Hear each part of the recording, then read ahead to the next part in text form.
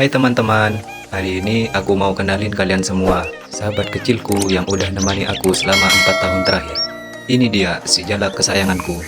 Dulu waktu aku rawat dia masih liar banget, takut sama orang dan gampang stres. Tapi aku rawat dia dengan sabar, kasih makan, ajak ngobrol, ajak main tiap hari. Dan sekarang lihat sendiri, dia udah jinak banget. Bahkan ngerti kalau aku panggil.